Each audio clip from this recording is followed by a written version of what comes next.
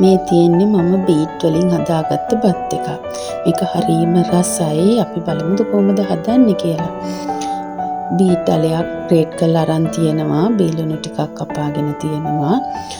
සුදු ලුණු බිත් දෙකක් විතර කපාගෙන තියෙනවා චුටිවට. අවශ්‍ය නම් පමණක් අමු මිරිස් හෝ කුචි මිරිස් ටිකක් ගන්න. රම්ප කරපිංච අරන් තියෙනවා. පොඩි බබාලට හදනවා නම් මෙතනදී මිරිස් ගන්න එපා. අපි දැන් බත් එක හදන්න ලෑස්ති වෙමු. භාජනයක් ලිප්ප තියලා තෙල් ටිකක් දාගෙන අපි චූට්ටක් විතර එකතු කරගන්න. ඊට පස්සේ කපාගත්ත සුදු ලුණු ටික, බීලුණු ටික, අමු මිරිස් ටික, රම්ප කරපිංච ටික එකතු කරගන්න.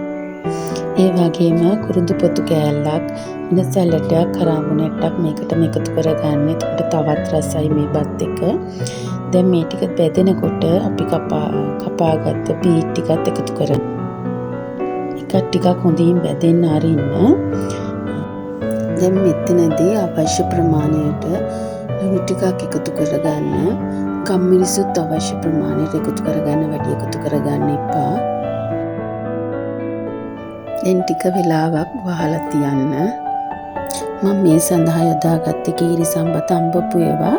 ඔයාලටත් කැමති දෙයක් යොදා ගන්න පුළුවන්. දැන් බීට් එක තැම්බිලා ඇති. අපි මේ වෙලාවේ මේකට බිත්තරයක්ත් එකතු කරගන්නවා. එතකොට තවත් රසවත්. ඒත් එක්කම වගේ අපි උයාගත්ත බත් ටිකත් මේකට එකතු කරගන්න ඕන. ඒකල හොඳට කලවම් කරගන්න. මේ විදියට හොඳට බත් එක කලවම් කරගන්න. පුංචි දරුවෝ නම් මේ බත් එකට ගොඩාක් කැමති වෙයි. හැබැයි තියාලා වෙනුවෙන් හදද්දී නම් ගම්මිරිස් සැර, මිරිස් සැර ගොඩක් එකතු කරගන්න එපා. දැන් මේ බත් එක හැදිලා ඉවරයි.